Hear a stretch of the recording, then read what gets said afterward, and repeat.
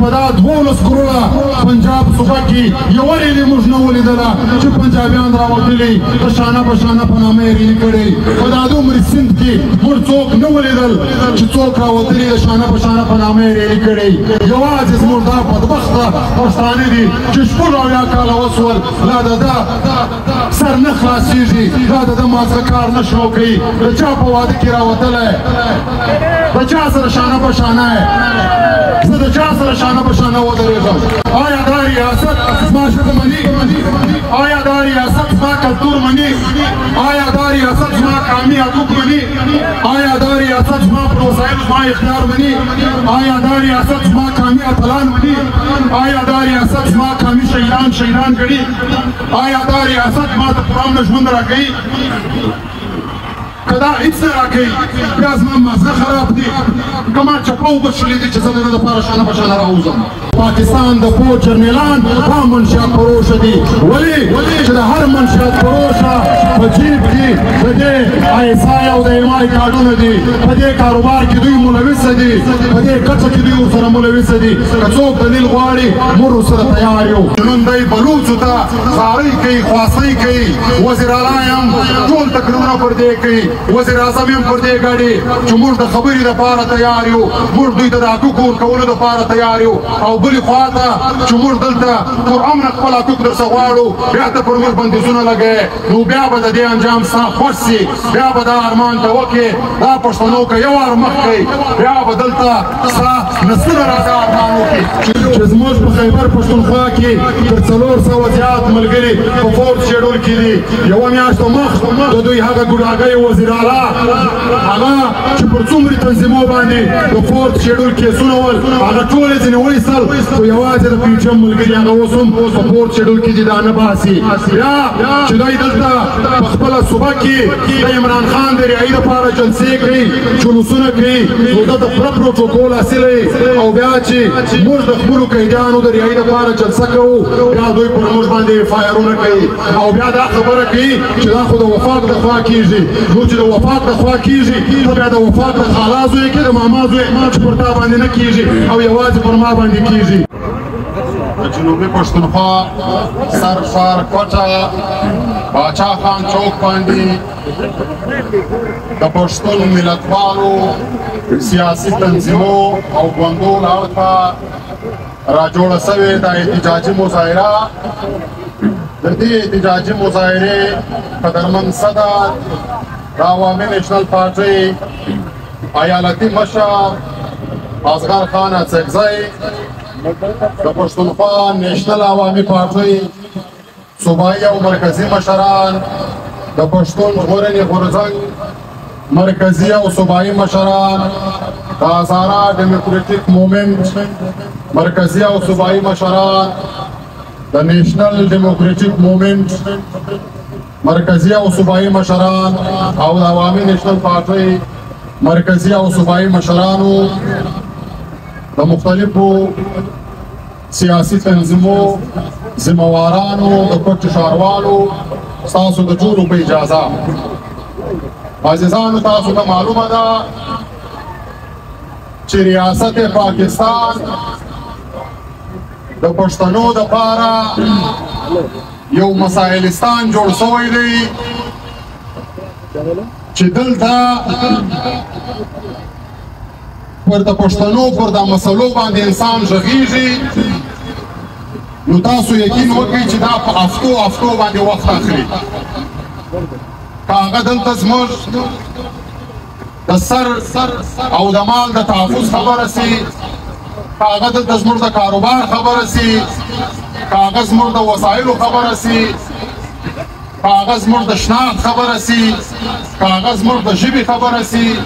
که هغه زموږ د تاریخ او د کلتور خبره سي که هغه دلته د تعلیم خبره سي که هغه د نصاب خبره سي داسې څیزو په دې باندې پوره اخبارونه ډکېږي خو بالخصوص په دا اوس موجوده وخت کې چې دوی یو وار بیا دغه یو لوبه یا د دغه لوبې په اړه کې یو کاروبار یو بزنس روان کړی دی چې افغان کډوال به د دې ځایه څخه دی په ظلم او په جبر باندې باسي کډه کوي به همداسې نور سیاسي قامي ایشوز دي چې په دې اړه باندې په دغه ملتپالو سیاسي تنظیمو احتجاجي تحریکونه مخکې هم موږ چلولي دي او دغه یو لړۍ اوس بیا روانه ده چې په دې اړه کې موږ په چمن کې په لورلای کې په هندوباغ کې په ژوب کې په پسین کې یا په دوکۍ کې او نن دغه د کوټې احتجاجي مظاهره روانه ده همدا سلسله به داسې پر مخ باندې موږ دوامداره ساتو. عزیزانو اوله خبره خدا ده موږ اکثره وخت په ناپوهۍ کې یا د دې ریاست د دې پروپاګنډې په اړه کې داسې ټکي استعمال کو چې د هغه ټکو فایده ریاست پاکستان ته کیږي او دا زموږ دپاره نه وي پکار. هغه لکه دا چې اول موږ د افغان کډوالو دپاره د مهاجر ټکي دوی استعمالوي. موږ د دې په سخته غندنه هم کوو او موږ کتن افغانان ورونه دلته په دې وطن کې مهاجر نه بولو. دا تاریخي پس منظر لري. دا خاوره دا وطن دا د افغانانو خپل وطن دی. لہذا په دې باندې هر سیاسي کارکون پوهیږي چې مهاجر هغه چاته ویل کیږي چې هغه د خپل وطن څخه یو بل پردي وطن ته ځي. نو په دې د مهاجر په نامه باندې باید هیڅوک هم افغان کډوال نه کیږي. دا زموږ کډوال ورونه دي دلته راغلي دي زموږ سره په خپله خاوره باندې اوسېږي. البته د پاکستان تیر د آرمي جنرل پرویز مشرف دا مهاجر دی سرټیفاید مهاجر دی د هندوستان. دې ته موږ مهاجر ویلی سو او په کار دا دی چې د دوی څخه دا غوښتنه وکړو چې که ته دلته مهاجر باسې نو بیا دغه سلسله د ټولو تر مخه د دې ملک د فوجانو سره شروع کړه چې ستا تر نیمایي زیات فوجي جرنیلان دا د هندوستان مهاجر دي او دلته راغلي دي. زموږ په وطن کې فساد جوړ کړی دی. زموږ په وطن کې ترهګري جوړه کړې ده. دلته ترهګر روزي دلته ترهګر ساتي او بیا په جهان کې مداخلتونه کوي. دلته هم د محکومو قانونو پر حقوقو باندې دوی ډاکه اچولې ده. مهاجر ستا هغه تیر جرنل ضیاءالحق چې دلته یې د مذهب په نامه باندې مختلفې ډلې جوړې کړې بیا یې د دې ځایه څخه افغانستان هم تباه کوئ او دلته هم په پښتونخوا وطن کې سرعام په سپینه ورځ باندې ترهګري کوله. نو لهذا د افغان کډوالو دپاره موږ قطعا د مهاجر ټکی نه کاروو او دا واضح موږ وایو چې دا د افغانانو خپل خاوره ده خپل وطن یې دی. دوی په یو مجبوري کې راغلي ول او کوم وخت چې راتلل د دوی پر سر باندې د ریاست د دنیا جهان څخه ډالر واخیستل دا ډالر ګټل. هغه وخت مختلفه پروپاګنډې کولې چې موږ خو مجاهدین یو موږ داسې پر اسلام مین یو موږ تاسو ته ځای درکوو. خو دا منافقت و. دا نه پر افغانیت مین ول دا نه پر اسلام مین ول نه دوی دلته یو ګاونډیتوب کوي بلکې د دغه افغان کډوالو پر سر باندې دوی د اقوام متحده څخه په عربونو ډالر واخیستل. او عزیزانو دغه نن چې دوی په کوم ایټم بم باندې نازېږي دغه ایټمي پلانټ او دغه ایټمي قوت هم دی د دغه افغانو کډوالو پر سر چې د کوم ډالر وګټل نو دوی د دې خاوند شو. نو البته پکار دا دی چې هر سړی د ده څخه دا پوښتنه وکړي اقوام متحده د دې نوټس واخلي نور نړیوال ملکونه د دې شي نوټس واخلي چې دلته تا د دې خلکو پر سر د دنیا جهان ډالر اخیستي دي. پکار دا دی چې وار هغه حساب د ده سره وسي بیا به پر دې باندې خبره کېږي چې دا کډوال به ځي که به نه ځي. او په دې حال کې چې دغه د پولیسو او د مختلفو ادارو خلک د افغانانو کم تظلیم کوي چې هغه د سودا دپاره راوتلی یا د هغه سره مریض یې هسپتال ته وړي دوی په لاره کې ورته ولاړ وي بیا دغه افغانان تاڼو ته بیایي او بیا 15-10 روپۍ ځینې اخلي. دا ډېر انتهایي د شرم وړ عمل دی. پکار دا دی چې دوی د دې شي څخه لاس واخلي. هم داسې عزیزانو په دې وطن کې په دې ریاست کې د تېرو شپږو اویا کالو څخه دوی خپلې پالیسیانې جوړې کړي دي پر هغه باندې دوی روان دي خپلو مفاداتو ته ګوري بیا دلته محکومو کامو ته دې ګټې او تاوان ته نه ګوري دوی یوازې د پنجاب د مفاداتو دپاره لګیا دي نو په دې حال کې که دلته څوک د خپل حق دپاره د خپل وطن د امن دپاره د ریاستي ترهګرۍ په خلاف باندې راوځي پرامنه مبارزه جدوجهد کوي نو بیا د دې ریاست لخوا پر هغه سیاسي کارکنانو پر هغه مشرانو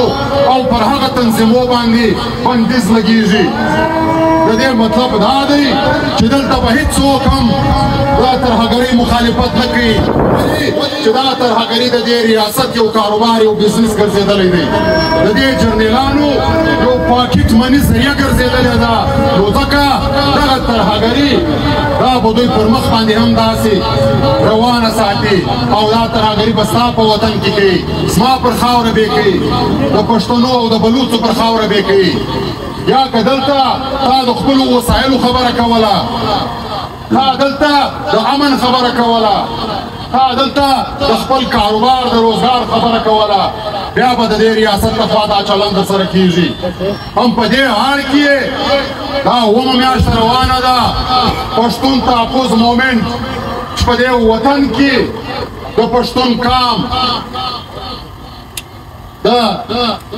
قامي د سیاسي د آئیني حقوقو دپاره د تېرو اوو کلو څخه پرامنه سوله مبارزه کوي د ترهګرۍ مخالفت کوي د خپل وطن د امن خبره کوي پر خپلو وسایلو د خپل اختیار خبره کوي دوی پر پښتون ژغورنې غورځنګ باندې بندیز لګولی دی د دې بندیز لګولو په آئین کې خپل چوکاټ سا خپل رولز ریګولیشن یې سا دغه یو یې هم نه دی فالو کړی صرف د یو دوو کسانو په ذاتي خواهش باندې دوی پر پښتون ژغورنې غورځنګ باندې دا بندیز لګولی دی او ورسره زموږ تر 500 زیات ملګري په فورث شیډول کې دې ریاست اچولی دی چې دا ترهګر دی همداسې په سراو د درواغو FIR-ونه دا یې زموږ پر ملګرو کړي دي همداسې د دې وطن د پښتون ژغورنې غورځنګ یو ډېر کداوره مخکښ مشر علي وزیر د ننګ او د غیرت مثال دا یې د تېرو 9 میاشتو څخه په زندان کې اچولی دی یو وار د پنجاب په زندانو کې بیا یې دلته د حق چوکۍ په درواغجنو مقدمو کې اچولی او دا وخت د سیند په مختلفو زندانو کې دی داسې زموږ د مرکزي کمیټۍ غړی حاجي عبدالصمد دا وخت د کراچي د سیند په زندانو کې دی د خیبر کامې جرګې توربتوب چې چا وکړي ملک نصیر کوکیخیل دا یې دا وخت د پنجاب په زندانو کې اچولی دی دا کوم پیغام دی دا د ریاست څه ثابتول غواړي دا د ریاست د پښتون افغان ملت ته کوم پیغام ورکوي چې موږ دلته په تېر 7 کاله کې یو بله کوم څوک نشي ثابتولی موږ نه دی مات کړی یو ګلدانۍ هم موږ نه ده ماته کړې موږ تر نن ورځې پورې داسې یو غیر آئیني حرکت نه دی کړی چې دی د عدالت د لارې ثابته کړي چې دا دغه غیر آئیني حرکت کړی دی د پرامنه سوله ییزې مبارزې د لارې موږ د خپل وطن د حقوقو لپاره مبارزه کوو ته پر موږ باندې بندیز لګوې زموږ ملګري په زندانو کې اچوې زموږ پر ملګرو د درواغو مقدمات جوړې او زموږ ملګري ټارچرې په ظلم په جبر په تشدد باندې ویډیو پیغامونه ځینې ریکارډې د دې څه مطلب دی آیا دغه پښتون قام یا دغه قامي تحریک تاسو دیوال ته درول غواړئ نو لہذا موږ د ټول قامه څخه دا غوښتنه کوو چې دې پښتون تحفظ مومنټ د دنیا په هر کونج کې بالخصوص په پښتونخوا وطن کې چې په یو کلي کې هم د پښتون افغان سره زیاتوب سوی دی د پښتون ژغورنې غورځنګ ملګري د سر په سودا راوتلي دي خپل ځانونه یې زخمیان کړي دي خپله جیلو ته تللي دي خو د افغانانو د پښتنو ژغورنه یې کړې ده لہذا نن دغه ریاست دغه پښتون قامي تحریک د دیواله سره لګول غواړي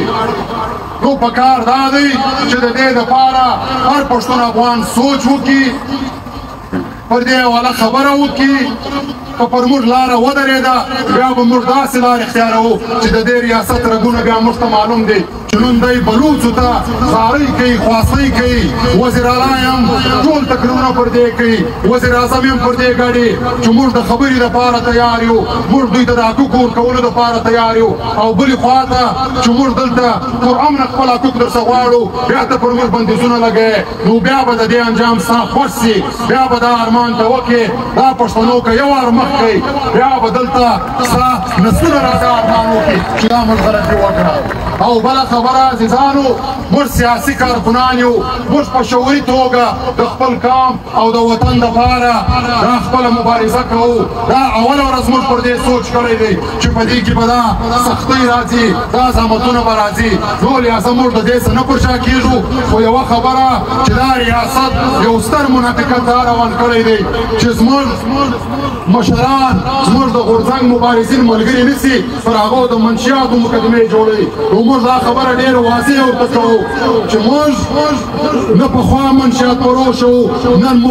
نن دغه کاروبار کوو البته دلیل در سره وایو مناظرې ته در سره تیار یو د پاکستان د فوج جرنیلان دا منشیات پروشه دي ولې چې د هر منشیات پروشه په جیب کې د دې ISI او د MI کارډونه دي په دې کاروبار کې دوی ملوثه دي په دې کچه کې دوی ورسره ملوثه دي که څوک دلیل غواړي موږ ورسره تیار یو نو لهذا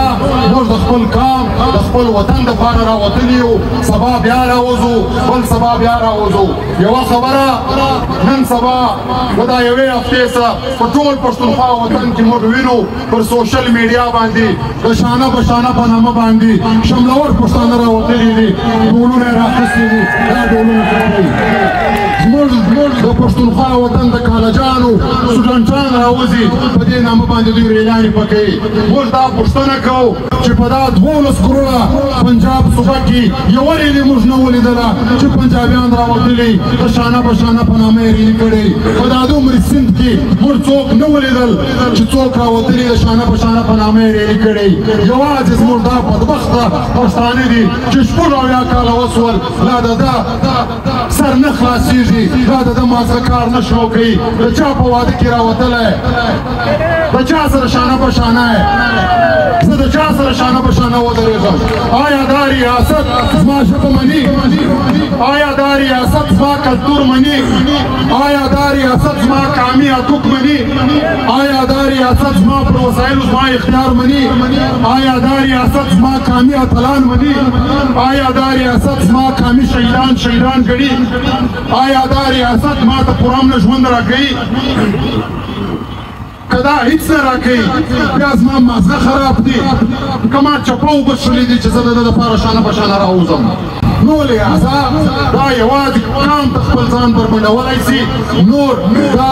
چې شانه په شانه راوځې پر سر د ده جنډه وتړې شپه ورځ د ترانې وایه دا لکه ټوشو پیپر داسې به دې استعمالوي بیا به داسې پر دا سر ولي نو لهذا د دې غلطفهمۍ څخه باید ټول پښتانه راوځي او د خپل قام سره ودرېږي آخري خبره دا کومه چې دلته په دې ملک کې مختلفه سیاسي جمهوري ګوندونه شته هغو هم په خپل وخت کې په خپل دور کې د جمهوریت لپاره د دوی مشرانو قربانیانې ورکړې دي خو نن چې د هغه ګوندو مشرتابه رسیانې د چا په لاس کې دي هغه د خپلو پلارو د نیکهګانو د لاینه ساوټ شوي دي د دې ریاست سره په مرسته باندې لګیا دي هغو ته دا پیغام ورکوو خاص کر د سیند پیپلز پارټۍ ته چې دا وخت یې بلاول بوټو چیرمین دی موږ ده ته دا وایو چې زموږ دوه مشران صمد حاجي او علي وزیر دا وخت د سیند په مختلفو زندانونو کې دي او د سیند په نوشیرو په سکر په دادو په دې ضلعو کې پر دوی باندې د درواغو مقدمات سوي دي او هلته د دوی سره ډېر غیر انساني چلند روان دی که واقعي تاسو ځان ته جمهوري خوند وایاست واقعي تاسو د جمهوریت چمپیانان ځان ته وایاست بیا دا ستا پر مخ یو کلکه چپلاخه ده چې د علي وزیر غوندې جمهوري انقلابي قامي کس د قام یو وتل دا وخت د سیند په زندان کې پروت دی او دا د درواغو مقدمات جوړ کړي دي نو لهذا پکار دا دی چې دوی پر دې اکشن واخلي چې دوی نه اخلي بیا چې په پیپلز پارټۍ کې زموږ د وطن کم پښتانه مشران سته موږ احترام ورته لرو پکار دا دی چې هغه پر دې خبره زور وکړي چې زما د پنجاب سره جنګ دی زما د پاکستان د دې پنجابي استعمار د هغه استعمارګرو جرنیلانو سره جنګ دی د قام د حقوقو جنګ مو دی بیا زما او د پنجابي استعمار په جنګ کې سیند د پنجابي استعمار علاکار جوړ شوی دی نو لهذا موږ ته د ځان سپین کړي چې دی د پنجابي استعمار سره علاکار دی یا که واقعي دی جمهوریت پسند دی نو دا د علي وزیر او د صمد حاجي کیس د دوی دپاره یو ټیسټ کیس دی همداسې دلته چې نن سبا یې زموږ د وطن ځوانان د انقلاب په نامه یا په مختلفو نامو باندې غولولی دي زه یې نوم اخلمه پاکستان تحریک انصاف پی ټي آی دا ستر منافقت دوی روان کړی دی